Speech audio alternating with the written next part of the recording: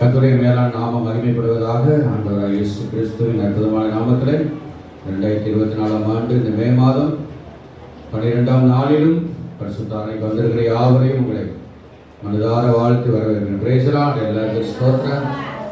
ஆமென். பக்கத்தில் உள்ளவங்களுக்கு சொல்லுங்க, இடது வலது. Price the Lord. ஸ்தோத்திரம். God bless you. ஹல்லேலூயா. யாரெல்லாம் வெட்கப்பட்டு போவது இல்லை. ஹல்லேலூயா. அதாவது யாரெல்லாம் ஆண்டவர் புகழ்ச்சியை அடைவார்கள் என்கிற வார்த்தையை தியானித்துக் கொள்கிறோம். தாவீதுடைய அனுபவத்திலிருந்து நாம் வார்த்தைகளை தியானிச்சோம். ஹல்லேலூயா. ஸ்தோத்திரம். யாரெல்லாம் வெட்கப்பட்டு போக மாட்டாங்க, அதுல முதல் காரியம் கர்த்தரை நோக்கி பார்க்கிறவர்கள். யாரு? கர்த்தரை நோக்கி பார்க்கிறவங்க வெட்கப்பட்டு போக மாட்டாங்க. அதற்கு உதாரணமாக இந்த தாவீதுடைய அனுபவத்தை நாம் தியானிச்சு கொண்டிருக்கிறோம். ஹல்லேலூயா. எந்த சூழ்நிலையிலே இந்த தாவீது கர்த்தரை நோக்கி பார்த்தார்? எந்த ஒரு ஸ்தோத்திரம், நல்ல சுகமா, சமாதானமா, சந்தோஷமா, எந்த ஒரு காரியமும் இல்லாத சூழ்நிலையில் அவர் நோக்கி பார்த்தாரு? இல்லை, பயந்த ஒரு சூழ்நிலையில். ஆமென் சொல்லுங்க. ஆமென். எல்லாவித பயம், ஆல் இஸ் ஃபியர்ஸ் அப்படின்னு ஆங்கிலத்தில் இருக்கிறது. எல்லாவித பயத்தின் மத்தியிலே தாவீது இயற்கையாக நல்ல ஒரு பலசாலி தான். ஆனாலும் அவனுக்குள்ளேயும் பயம் வந்துச்சு. ஆமென் சொல்லுங்களாமே. ஏன்னா அந்த சூழ்நிலை தவறு செய்வதற்கும் அந்த ஒரு பயம் வந்துச்சு. ஆமென் சொல்லுங்களாமே. கர்த்தர் நல்லவர். அடுத்து இரண்டாவது எப்படிப்பட்ட சூழ்நிலை இந்த தாவீது கர்த்தரை நோக்கி பார்த்தார் என்று சொன்னால் வாசிக்க கேட்போம். சங்கீதம் 34 சங்கீதம் 6 வசனம். இந்த ஏழை கூப்பிட்டான், கர்த்தர் கேட்டு அவனை அவன் இடுக்கண்களுக்கெல்லாம் நீங்களாக்கி ரட்சித்தார். அல்லேலூயா. இரண்டாவது என்ன சொல்றாரு? ஏழை கூப்பிட்டான். அல்லேலூயா. Praise the Lord. இடுக்கண்களுக்கு எல்லாம். ஆமென் சொல்லுங்களாமே. ஸ்தோத்திரம். இந்த ஏழை கூப்பிட்டான். Price the Lord. உண்மையாகவே இந்த அனுபவத்தை அவர் சொல்லும் பொழுது, தாவீது சொல்லும் பொழுது, ஒருவேளை அவன் ராஜாவாக அரியணை ஏற்ற பிறகு ஒருவேளை இந்த பாடல்களை பாடினார் என்னமோ தெரியாது. ஆமென் சொல்லுங்களாமே. Praise the Lord. கண்டிப்பா அப்படிதான் இருக்கும்னு நினைக்கிறேன். ஏன்னா இந்த 13 வருஷமா ஒரே போராட்டம் தான். எப்படி யோசேப்பு 13 வருஷமா போராடி 30 வயசுல பிரைம் மினிஸ்டராக எகிப்து தேசம் முழுசுக்கும் பிரைம் மினிஸ்டராக கர்த்தர் உயர்த்தினாரோ. அல்லேலூயா. 17 வயசுல இந்த வாலிப பிராயத்தில் 17 வயசுல ஆடு மேய்க்க போன இந்த தாவீது, அவன் ராஜாவாக எத்தனை வயசுல தாவீதுக்கு? 2 சாமுவேல் 5 அதிகாரம் 4 வருஷத்துல தாவீது ராஜாவாகும் போது 30 வயசா இருந்தான். எத்தனை வயசு? இப்ப கிட்டத்தட்ட 13 வருஷத்துக்கு மேல அவன் கடந்து வந்த பாதை ரொம்ப பயங்கரமானது. ஆமென் சொல்லுங்க. ஆமென். சரி. ஆக எல்லா வசதியாக எல்லாத்திலுமே எல்லாமே இருந்த நிலைமையில இல்ல இந்த தாவீது இந்த சங்கீதத்தை எழுதினது. ஆமென் சொல்லுங்க. ஆமென். நான் கண்டிப்பா நினைக்கிறேன் அவரு அரியணையில போய் உட்கார்ந்ததுக்கு பிறகுதான் ஒருவேளை அந்த பழைய காரியத்தெல்லாம் அவர் மறுபடியும் ரீகலெக்ட் பண்ணி அதை ஞாபகத்தில் கொண்டு வந்து இந்த சங்கீதத்தெல்லாம் அவர் பாடியிருப்பான்னு நினைக்கிறேன். அல்லேலூயா. Praise the Lord. ஏன்னா அது வரைக்கும் அவர் காடுகளையும் மலைகளையும் அலைஞ்சு தெரிஞ்ச சவுலுக்கு பயந்து ஒளிஞ்சு அந்த மாதிரி நிலைமையில தான் அந்த தாவீது நிலைமை போய் கொண்டிருந்தது. ஆமென் சொல்லுங்க. ஆமென். எதுக்காக இந்த காரியத்தை சொல்றேன்னா, இப்ப நம்ம வாசித்த அந்த வசனத்துல 6 வசனத்துல இந்த ஏழை கூப்பிட்டான். அல்லேலூயா. உயர்த்தப்பட்டால் எவ்வளவு மேன்மைப்படுத்தப்பட்டாலும் நாம இருந்து வந்த குழிக்குள்ளே கடந்த தாழ்வில் இருந்த காரியத்தை ஒரு நாளும் மறக்கவே கூடாது. ஆமென் சொல்லுங்க. ஆமென். சொன்னா என்னுடைய டிகினிட்டி என்ன, என்னுடைய பிரஸ்டீஜ் என்ன, என்னுடைய பெருமை என்ன, என்னுடைய புகழ் என்ன, பெருமை புகழெல்லாம் தூக்கி குப்பத்தட்டியில சாக்கடைகளை போடணும். கர்த்தர் நல்லவர். அல்லேலூயா. அப்போ என்ன சொல்றாரு? இந்த ஏழை கூப்பிட்டான், கர்த்தர் கேட்டு அவனை அவன் இடுக்கண்களுக்கெல்லாம் நீங்களாக்கி ரட்சித்தார். அல்லேலூயா. This poor man cried out, கூப்பிட்டான் அப்படின்னா கதறினான். அல்லேலூயா. கர்த்தரை நோக்கி கதறினான், கண்ணீர் வடித்தான். cried அப்படின்னா என்னது? அழுகிறது, புலம்புறது, கண்ணீர் வடிப்பது தாங்க. அல்லேலூயா. And the Lord heard him and saved him out of all his troubles. Amen. முதல் பாயிண்ட்ல பார்த்தோம், all his fears, அவருடைய எல்லா பயங்களுக்கும் நீங்களாக்கி விடுவித்தார். அல்லேலூயா. இரண்டாவது அவருடைய எல்லாவித இடுக்கண்களுக்கும், troubles அப்படின்னு சொன்னா எல்லா விதமான பிரச்சனைகளுக்கும் போராட்டங்களுக்கு விலக்கி விடுவித்து பாதுகாத்தார். ரட்சித்தார்னா சேவ்டு. ஆமென். பாதுகாத்தார். அல்லேலூயா. பழைய ஏற்பாடு ரட்சிப்பு வேற, புதிய ஏற்பாடு ரட்சிப்பு வேற. அல்லேலூயா. பழைய ஏற்பாடு ரட்சிப்பு என்பது என்ன? எதிரிகளிலிருந்து, சத்துருக்களிலிருந்து, பொல்லாதவர்களிலிருந்து பாதுகாக்கப்படுவது தான் ரட்சிப்பு. புதிய ஏற்பாடு ரட்சிப்பு என்பது உள்ளான வாழ்க்கையிலிருந்து விடுவிக்கப்படுதல், அது மனம் திரும்புதலுக்கான ரட்சிப்பு. அல்லேலூயா சொல்லுங்க. அல்லேலூயா. ஆண்டவர் மகிமைப்படுவராக. ஆமென். வாசிக்கப்பா அடுத்து 1 நாளாகமம் 2ஆம் அதிகாரம் 21ஆம் அதிகாரம் 13ஆம் வசனம்.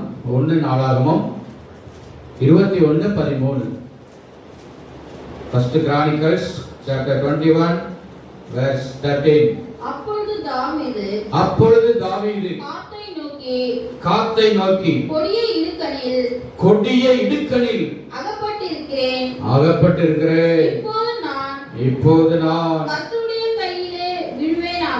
கர்த்தருடைய கையிலே விழுவேனாக. அவருடைய இரக்கங்கள் மகா பெரியது, மனுஷர் கையிலே விழாதிருப்பேனாக என்றான். அல்லேலூயா. அல்லேலூயா. இடுக்கண், எல்லா விதமான இடுக்கண்களுக்கும் என்ன பண்ணாராம்? விலக்கி ரட்சித்தார் என்று சொல்லுகிறார். அல்லேலூயா. இதான் இங்கே தெளிவா சொல்றாரு பாருங்க. 1 நாளாகமத்துல கொடிய இடுக்கணில் அகப்பட்டிருக்கிறேன். ஆமென். கொடிய இடுக்கண் ரொம்ப மோசமானது, ரொம்ப பயங்கரமான இடுக்கண். ஆபத்துல இருக்கிற, நெருக்கத்துல இருக்கிற, பிரச்சனைகளை நான் சிக்கிக் கொண்டிருக்கிறேன். ஆமென். கர்த்தர் நல்லவர். அல்லேலூயா. And David said to her, "Cut, I am in great distress." ஆமா, டிஸ்ட்ரெஸ்னா என்னது? ரொம்ப அழுத்தத்துல, நெருக்கத்துல, ஒடுக்கத்துல, என்னால மீள முடியவில்லை, என்னால அதிலிருந்து திரும்பி வர முடியாத ஒரு அப்படிப்பட்ட ஒரு நிலைமையில நான் கிடக்கிறேன் அப்படின்னு சொல்றாரு. அப்படின்னு சொல்லலாம? அன்பான தேவ பிள்ளைகள், இன்னைக்கு உங்களுடைய வாழ்க்கையுடைய உள்ளத்தில் அப்படிப்பட்ட மீள முடியாத அல்லது எழும்பி நிற்க முடியாத அல்லது அதை மேற்கொள்ள முடியாத அப்படிப்பட்ட ஒரு சூழ்நிலை இருக்கிறீங்களா? இந்த வார்த்தை உங்களை தேடி வருகிறது. அல்லேலூயா. இந்த கர்த்தருடைய வார்த்தை உங்களை கொண்டுவதற்கு, உங்களை விடுவிப்பதற்கு ஆண்டவர் கடந்து வந்து கொண்டிருக்கிறார். Price the Lord. கொடிய இடுக்கணில் அகப்பட்டிருக்கிறேன். Price the Lord. ஆனா இந்த இடுக்கணி எதனால வந்துச்சுங்க? எதிரிகளாலேயோ மற்றவர்களாலேயோ அல்ல, அவனாலேயே தான் வந்தது. ஆமென் சொல்லலாமே.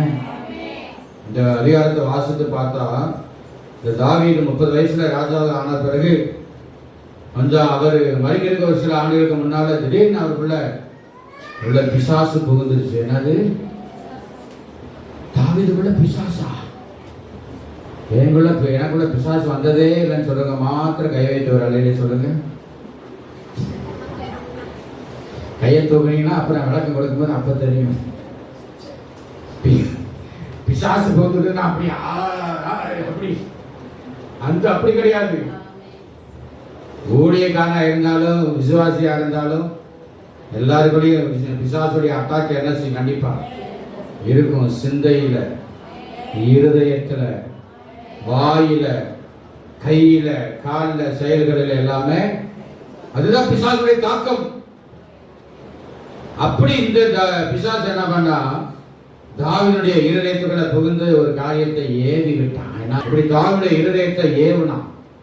என்ன ஏவுனா, தாவீதே நீ உன்னுடைய ராஜ்யபாரம் ரொம்ப ஸ்ட்ரென்தன் ஆயிடுச்சு, நல்ல பலசாலி ஆயிட்ட, உனக்கு எவ்வளவு மக்கள் இருக்கிறாங்க தெரியுமா, உனக்கு எவ்வளவு பராக்கிரமம் இருக்கு தெரியுமா, உனக்கு எவ்வளவு படைபலம் இருக்கு தெரியுமா, நீ அன்றைக்கு பதவி ஏற்கும்போது 30 வயசுல இருந்த, 30 வயசுல பதவி ஏற்ற அந்த தாவீது 40 வருஷம் இஸ்ரவேலை அரசாண்டான் என்று நம்ம அந்த 2 சாமுவேல்ல சொல்லப்பட்டிருக்கு. ஆமென் சொல்லுங்களாமே.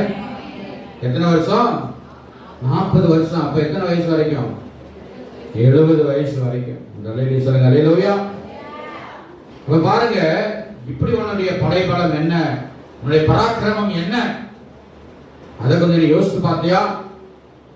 அதனால இன்னும் ஒருவேளை உனக்கு விரோதமா, இஸ்ரவேல் தேசத்துக்கு விரோதமா யாராவது யுத்தம் பண்ண வந்தாங்கன்னா நீ என்ன பண்ணுவ? அந்த நேரத்தில் உட்கார்ந்துட்டு ஐயோ பையான்னு இருப்பியா? அதனால நீ என்ன செய், உன்னுடைய காலாட்களை எல்லா போர்ச்சவர்களை, உன்னுடைய படைபலத்தை எவ்வளவு பேர் இருக்கிறாங்கன்னு சொல்லி என்ன செய், கொஞ்சம் கவுண்ட் பண்ணி பாரு, எண்ணி பாரு. அதாவது கவுண்ட் பண்ணி பாரு, கணக்கெடுத்து பார் அப்படின்னு பிசாசு தாவீதுடைய இருதயத்துக்கு புகுந்து அவனை ஏவி விட்டான். ஆமென் சொல்லலாமே. இன்னைக்கு நிறைய பேருடைய வாழ்க்கையில் அப்படிதான் பிசாசு சிந்தைகளை புகுந்து, நீ இதை செய், நீ இதை பேசு, நீ இதை இப்படி பண்ணு அப்படின்னு சிந்தையையும் இருதயத்தையும் என்ன செய்வான், உள்ள புகுந்து ஏவி விடுவான். சிந்தையை விட்டு இருதயத்தை விட்டு பொல்லாத காரியத்தை கொடுத்து ஏவி விடுகிற சாத்தானே, கெட் அவுட், அப்பாலே போ சாத்தானே. இயேசுநாதர் பிசாசு சொன்னாரு கடைசி 3வது சோதனையில என்ன சொன்னாரு? அப்பாலே போ சாத்தானே, ஓ டெவில், கெட் அவுட், ஓடிப்போ, வெளியே போ அப்படிங்கிற வார்த்தை நமக்குள்ள வரணும். சொல்லுங்க அல்லேலூயா. அந்த நேரத்துல வரலன்னா நம்மளை பிசாசு ஆக்குவை பண்ணிடுவான், நம்மளை கவுத்துருவான், இன்னும் அதிகமா இடம் கொடுத்துட்டா உயிரையே கூட எடுத்துருவான். ஜாக்கிரதையா இருக்க வேண்டும். கையில் வைத்து எல்லாம் ஆமென் சொல்ல, எல்லாம் உலகத்தை உயர்த்தி ஆண்டவரே இயேசுவின் வல்லமை எல்லாம் வாய்க்கிற ஆண்டவரை ஸ்தோத்திரம் பண்ணுங்க. ஹல்லேலூயா. இப்படிதான் விசுவாசிய வாழ்க்கையில ஆவிக்கும் மாம்சத்துக்கு விரோதமா என்ன நடக்கும்? குஸ்தி நடக்கும், யுத்தம் நடக்கும்.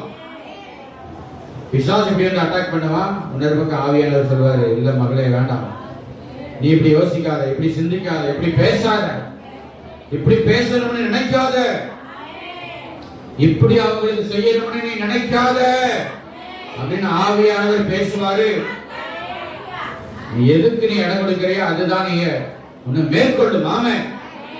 ஆவியானவர் இடம் கொடுத்தா அதுக்கு ஜெயத்தின் மேல ஜெயம், சமாதானம், சுக, ஆசீர்வாதம் அந்த இடத்துல தங்கி இருக்கும். பிசாசுக்கு இடம் கொடுத்தனா மாம்சமானது தலைவிரிச்சு ஆடும். மாம்சத்திலே அழிவையும் சமாதான கேட்டையும் தான் பிசாசு கொண்டு வருவான், கலக்கத்தை தான் கொண்டு வருவாங்க. வேற உண்மை, வேற சத்தியம். இன்னைக்கு எத்தனை பேர் ஆவியானவருக்கு நீங்க உங்க சிந்தையில இதயத்தில் இடம் கொடுத்திருக்கிறீங்க? எத்தனை பேர் பிசாசுடைய ஆவிகளுக்கு உங்க வாழ்க்கையில இடம் கொடுத்திருக்கிற? இந்த வார்த்தை நமக்கு ஒரு எச்சரிப்பாய் தேவன் நமக்கு கொடுத்து கொண்டிருக்கிறார். பிசாசு ஏவி விட்டுட்டான். ஜெயித்தது ஆண்டவரா பிசாசா? ஆண்டவரா. சும்மா கண்ணு மூடித்தனமா பேசக்கூடாது பைபிள்ல. இப்படிதான் நிறைய நேரத்துல பிசாசு ஜெயிச்சிருக்கிறான், நீ ஆண்டவர் ஜெயிச்சிட்டாருன்னு தப்பு கணக்கு போட்டிருக்கிறீங்க. ஆவிக்குரியவன் தான் எல்லாவற்றையும் ஆராய்ந்து நிதானிக்கிறான் என்று வேதம் சொல்லுது. நீங்க ஆவிக்குரிய அனுபவத்துல இல்லைன்னா இயேசுநாதர் தான் பேசுறாரா பிசாசு தான் பேசுறாருன்னு வித்தியாசம் என்ன செய்யாது, தெரியாதுங்க. இதெல்லாம் ஒரு நாள் 2 நாள்ல வர காரியம் இல்ல. ஆண்டவரோட நெருக்கமாக ஆகத்தான் இந்த அனுபவத்தை நாம பெற்றுக்கொள்ள முடியும். ஆமென் சொல்லுங்க அல்லேலூயா. சில நேரங்களில் ஆண்டவரே பேசினாலும் பிசாசு பேசுற மாதிரி தான் இருக்கும். சில நேரங்களில் பிசாசு ஏவிடும் பொழுது ஆண்டவர் இந்த ஐடியா கொடுக்காத, சூப்பர் ஜாலி அப்படின்னு நினைக்க தோணும். இதை நான் எவ்வளவு விளக்கம் கொடுத்து சொன்னாலும் நீங்க அதை விளங்கிக்க முடியாது, புரியவும் முடியாது. உங்களுடைய ஆவிக்குரிய அனுபவத்துக்குள்ள நீங்க ஆழமா அதிகமா வந்தா தான் இதை நீங்க வித்தியாசத்தை புரிஞ்சுக்க முடியும். ராமே எப்படி இந்த அன்னப்பறவை சொல்லுவாங்க, ஸ்வான் அப்படிதானே ஆங்கிலத்தில். அன்னப்பறவை பாலில் தண்ணியை ஊற்றி வச்சாலும் அந்த பாலையும் தண்ணியும் என்ன செய்யுமா, தனியா பிரிச்சு அதை குடிக்க அப்படின்னு சொல்லுவாங்க. அல்லேலூயா.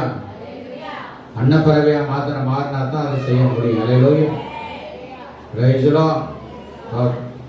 அதே அதிகாரம் 1 நாளாகமம் 21ஆம் அதிகாரம்.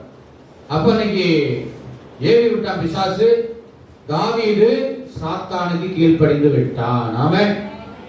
கீழ்ப்படிந்து யோவாப் படைத்தலைவன் யோவாப்பை அழைச்சு, எப்பா நீ இப்படி என்ன செய், நம்ம மக்கள் எல்லாம் கணக்கெடு, யுத்தம் பண்றவங்க எவ்வளவு பேர் இருக்கிறாங்க, நல்ல தேர்ந்தவங்க எவ்வளவு பேர் இருக்கிறாங்க அப்படின்னு கணக்கெடுன்னு அந்த யோவாப்பை எவ்வளவு போராடி பார்க்கறான், முடியல. 7ஆம் வசனத்தை வாசிக்க. இப்போ இந்த காரியம் தேவனுடைய பார்வைக்கு ஆகாததானபடியினால் அவர் இஸ்ரவேலை என்ன பண்ணாரா, பாருங்க. தப்பு செஞ்சது ஒருத்தர், உப்பு தின்னது ஒருத்தர், தண்ணி கொடுக்கிறது ஒருத்தர். தப்பு செஞ்சது தாவீது. ஆனால் கர்த்தர் இஸ்ரவேல் ஜனங்களை என்ன பண்ணாரு, வாதித்தார். அதுல நிறைய பேர் என்ன பண்ணாங்க, வாதையினாலே செத்து போனாங்க. இதை கேள்விப்பட்ட உடனே தாவீது அந்த காத்தெங்கிற சீட்டை தான் இந்த வார்த்தையை சொல்றாரு.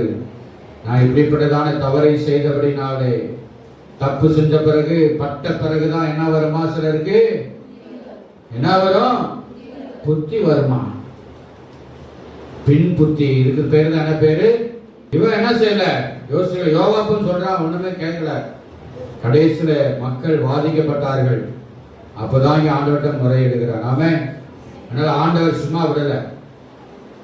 நீ 3 காரியத்தை, தண்டனையை 3ல 1 என்ன செய்யணும், சூஸ் பண்ணிக்க வேண்டும்.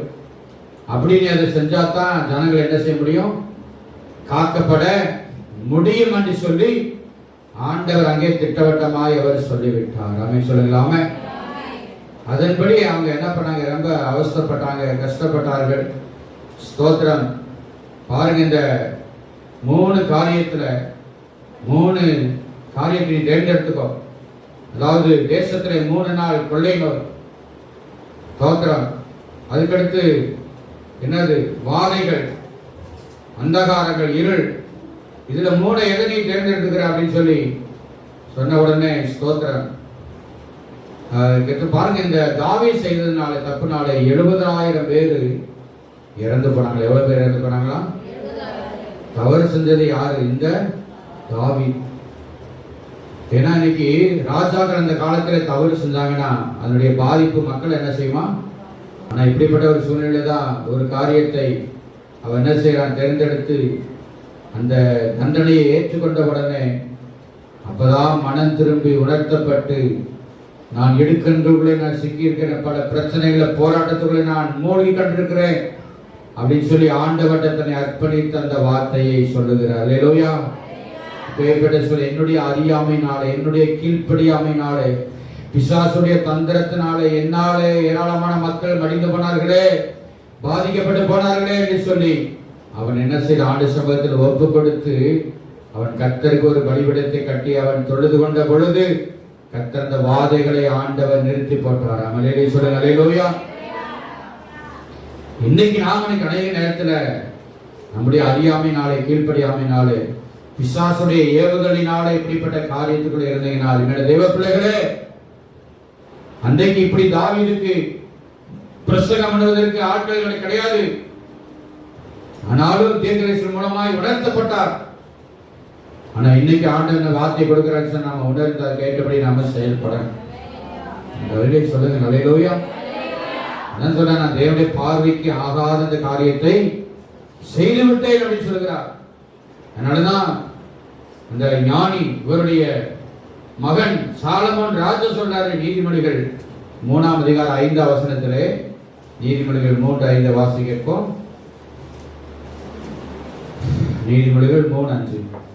உன் சுய புத்தியின் மேல் சாயாமல் உன் முழு இருதயத்தோடும் கர்த்தரில் நம்பிக்கையாயிருந்து உன் வழிகளில் எல்லாம் அவரை நினைத்துக்கொள். அப்பொழுது அவர் உன் பாதைகளை செவ்வைப்படுத்துவார். நீ உன்னை ஞானி என்று எண்ணாதே. கர்த்தருக்கு பயந்து தீமையை விட்டு விலகு. அது உன் நாவிக்கு ஆரோக்கியமும் உன் எலும்புகளுக்கு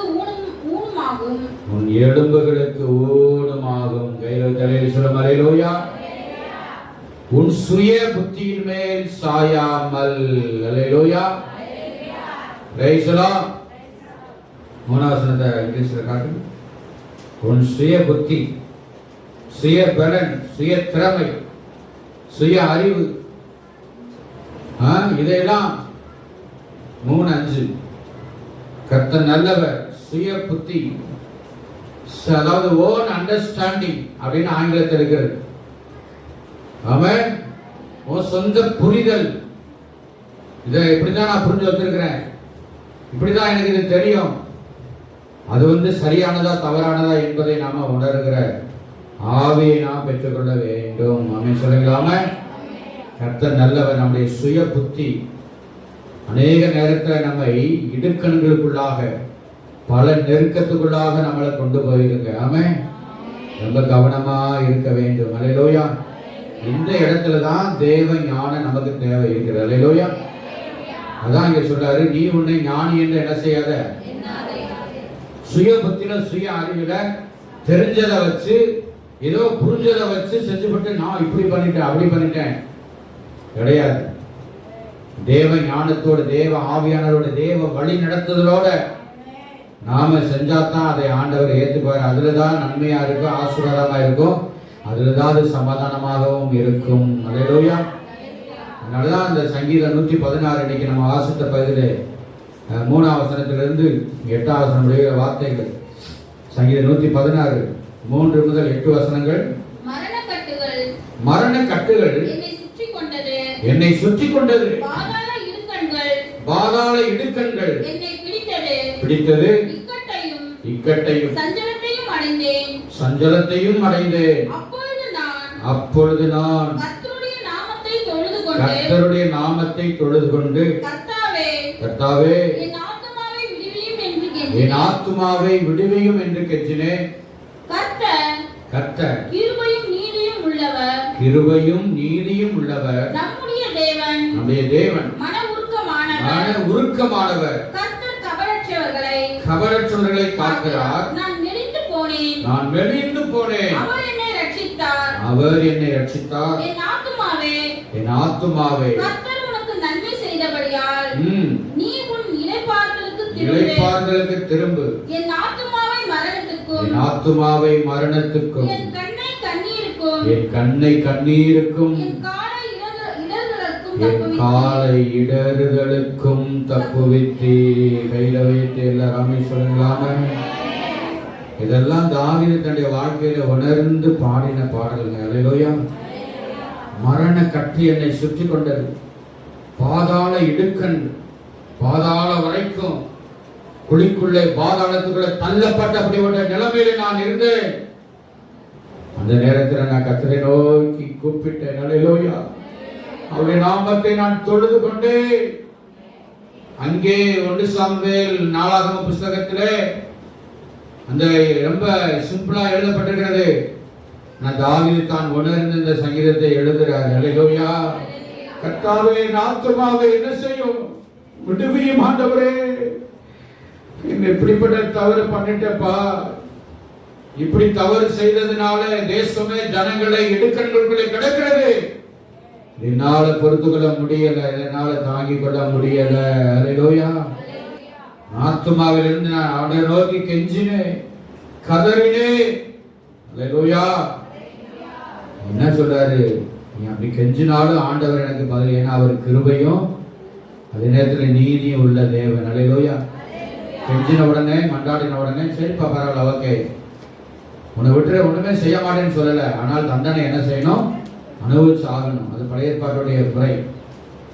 புதிய ஏற்பாட்டிலே அப்படி இருக்கத்தான் செய்யுது. ஒருத்தர் தோத்திரம் பணத்தை வாங்கிட்டோ அல்லது ஒரு பொருளை வாங்கிட்டோ அதை கொடுக்காம அதை நம்ம ஏமாத்துறோம்னா அது என்னது? தவறு தான். ஒருவேளை அவங்க ஒருவேளை மன்னிச்சு விட்டுட்டாங்கன்னா பிரச்சனை இல்லை. நீங்க அந்த காலத்துல பாத்தீங்கன்னா அண்டா கொண்டாந்து கூட அடக வச்சு கூட இந்த பித்தளை பாத்திரத்தை என்ன செய்வாங்க? கஷ்டப்படுற மக்கள் என்ன செய்வாங்க? அடக வச்சுதான் என்ன செய்வாங்க? அப்படிலாம் இருப்பாங்க. வெள்ளி பாத்திரம், அதுக்கப்புறம் தங்கம் எல்லாத்தையும். அப்ப அந்த அடகு வாங்கினவன் என்ன பண்ணுவான்? சில நேரங்களில் மக்கள் என்ன செய்வான்? ஏமாத்துவான். தோத்திரம், நீ வட்டி கட்டல, அதை பண்ண இதை பண்ணு சொல்லிட்டு. அதனால அவனை என்ன செய்யணும்? மனம் திரும்பி சரிப்படுத்தி அதை என்ன செய்யணும்? இந்த மக்களுக்கு வாங்கின அந்த அடகு வச்சவங்களுக்கு என்ன செய்யணும்? உரிய உபகாரத்தை என்ன செய்யணும்? செய்யணும். அதுதான் நீதி, அதுதான் நேர்மை. சொல்லுங்க அல்லேலூயா. தேவன் நல்லவர். அதுதான் ஆயுசுலார். அவர் கிருபை உள்ளவர், நீதி உள்ளவரா இருக்கிறாரு. அப்ப 3 காரியங்கள் சொல்றாரு. ஆத்துமாவை மரணத்துக்கு, அடுத்து என் கண்ணை கண்ணீருக்கு, என் காலை இடறுதலுக்கு தப்புவித்தேன் சொல்றார். அல்லேலூயா. Praise the Lord. ஆத்துமா, என் உயிர், என் கண்கள், என் கால்கள் எல்லாத்துக்கும் ஆண்டவர் என்னை விடுவித்து பாதுகாத்தார். அல்லேலூயா. இப்பேற்பட்ட இடுக்கண்களிலிருந்து தாவீதை கர்த்தர் பாதுகாத்தார். அல்லேலூயா. அவன் தன்னுடைய அறியாமையினாலே, சுய புத்தியினாலே, பிசாசுடைய ஏவுதலுக்கு அவன் கீழ்ப்படிந்தபடினாலே இப்படிப்பட்ட உபத்திரவத்தை, இடுக்கத்தை, நெருக்கத்தை, பலவிதமான பிரச்சனைகளை, பலவிதமான இடுக்கண்களை அவன் சந்தித்தான். அன்பான தெய்வ பிள்ளைகளே, இன்னைக்கு நம்முடைய வாழ்க்கையில் வருகிற, உங்கள் வாழ்க்கையில் இடுக்கண்கள், நெருக்கங்கள் அதிகமாய் வருவது நம்முடைய அறியாமை, சுய புத்தியினால தான். தேவனுடைய காரியங்களுக்கு, அவருடைய வார்த்தைகளுக்கு கீழ்ப்படியாமையினால தான் அநேக இடுக்கண்கள் நம்மளை என்ன செய்யும்? கஷ்டப்படுத்தும். அதை நாம உணர்ந்தாலே போதும், புரிஞ்சுக்கிட்டாலே போதும். ராமேஸ்வரங்களாமே பேசலாம். இன்னும் ஒரு இடுக்கண் இருக்கிறது. அதை மாத்திர நான் சொல்லிட்டு நான் முடிக்கலாம் இருக்கிறேன். 2 கொரிந்தியர் 12ஆம் அதிகாரம் 10ஆம் வசனம். 2 கொரிந்தியர் 12:10. அந்தபடி நான் பலவீனமாய் இருக்கும்போது பலமுள்ளவனாய் இருக்கிறேன். ஆகையால் கிறிஸ்துவின் நிமித்தம் எனக்கு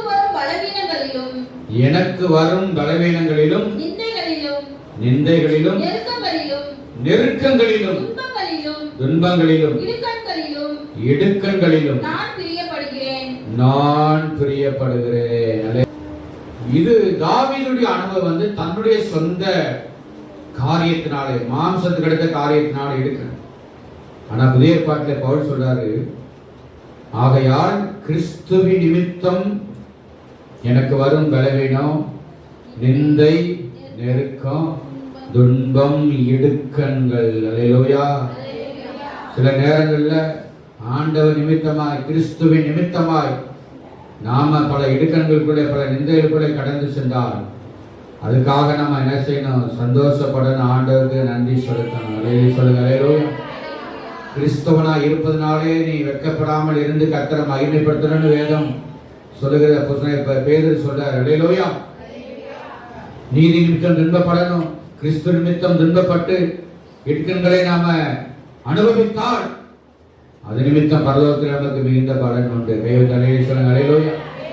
இயேசுவை நீ ஏற்றுக்கொண்டனால் நிந்திக்கப்படுறீங்களா, அவமானப்படுத்தப்படுறீங்களா, பிறராலே ஏசப்படுறீங்களா, பேசப்படுறீங்களா, அதுக்குரிய பலனை கர்த்தர் கண்டிப்பா உங்களுக்கு தருவார். அல்லேலூயா. இந்த இடுக்கண்களை தான் நாம எடுத்துக்கணுமே ஒழிய அந்த இடுக்கண்களுக்கு நம்ம உட்படுத்திடக்கூடாது, நம்மளை ஈடுபடுத்திக் கொள்ளவும் கூடாது. ராமி சொல்லுங்களாம பேசலாம். ஆனா யாக்கோபு சொல்றாரு, அவனவன் தன் தன் சுய இச்சையினால இழுக்கப்பட்டு சிக்குண்டு சோதிக்கப்படுகிறான். இருக்கா இல்லையா? 1ஆம் அதிகாரத்துல யாக்கோபு 1ஆம் அதிகாரத்துல அவருடைய சுய இச்சையினால, சுய விருப்பத்தினால இழுக்கப்பட்டு, அடிபட்டு, உதப்பட்டு, நிந்திக்கப்பட்டு, எல்லாத்தையும் பட்டு பட்டு என்ன பட்டு, ஆமா அப்படி பட்டுட்டு தோத்துறோம். கடைசியில ஒரே வார்த்தையா இயேசுநாதர் மேல பழிய போடுறது, அல்லது மற்றவங்க மேல என்ன செஞ்சிருக்கு, பழியை போட்டு விட்டுறது. ஏவாளை போல, ஆதாமை போல. நம்ம சொல்லலாமே.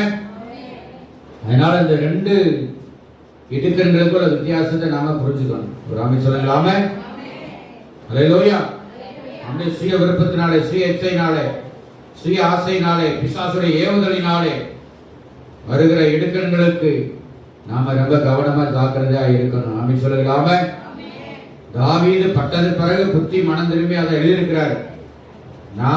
நம்ம அதுக்கு முன்னாடியே நமக்கு ஆண்டவர் எச்சரிக்கிறான்னு சொன்னா அதுக்கு ஏற்றது நம்ம கவனமா இருக்க வேண்டும். அல்லேலூயா. 2வது இடுக்கண் கிறிஸ்துவின் நிமித்தமாக, அல்லேலூயா, அவருக்கு ஊழியர் நிமித்தமாய், அவரை ஆராதிக்க நிமித்தமாய், அவருக்கு நாம முதலிடம் கொடுக்கிற நிமித்தமா. அப்படி யாராவது நீங்க இடுக்கண்களுடைய நீங்க படத்துல இருக்கீங்கன்னா அது குறித்து நீங்க கஷ்டப்படாதீங்க, வேதனைப்படாதீங்க, அதுக்காக சந்தோஷப்படுங்க. பரலோகத்தில் உங்களுக்கு மிகுந்த பலன் உண்டுங்க. அல்லேலூயா. மலை பிரசங்கத்தில் ஏசப்பா அதைத்தான் நமக்கு அருமையா சொல்லி வச்சிருக்கிறார். அல்லேலூயா. உங்களுக்கு முன்னிருந்த தீர்க்கதரிசி அப்படிதான துன்பப்படுத்தினாங்க, அதனால நீங்க பயப்படாதீங்க, கலங்காதீங்க. அல்லேலூயா. அதனால அருமையான தேவ பிள்ளைகளே, எல்லா விதமான இடுக்கண்களின் மத்தியில தான் தாவீது சொல்றாரு சங்கீதம் 34:5, அவர்கள் அவரை நோக்கி பார்த்து பிரகாசம் அடைந்தார்கள். அல்லேலூயா. பயங்கரமான இடுக்கங்களிலே, நெருக்கங்களிலே, ஒடுக்கங்களிலே இருந்த நிலைகளே தாவீது கர்த்தரை நோக்கி கதறினார், கெஞ்சினார். அல்லேலூயா. முறையிட்டாருங்க. கர்த்தர் இறங்கி பதில் கொடுத்தார். அன்பான தேவ பிள்ளைகளே, இந்த வார்த்தைக்கே அன்பான தேவ பிள்ளை, நீங்கள் யாரா இருந்தாலும் சரி, உங்களுக்கு வருகிற இடுக்கண்களை, துன்பங்களிலே அவரை நோக்கி பாருங்க, அவரை நோக்கி கூப்பிடுங்க. அல்லேலூயா. கர்த்தர் உங்களை விடுவிப்பார், உங்களை ரட்சிப்பார், உங்களை காக்கவர் வல்லவராயிருக்கிறார். கைகளை தட்டி கர்த்தரை மகிமைப்படுத்துவதாக. ஆமென். இந்த வார்த்தைகளை கர்த்தர் தாமே எங்கள் ஒவ்வொருவரையும் ஆசீர்வதித்து வழிநடத்துவதாக. ஆமென். God bless you. Praise God.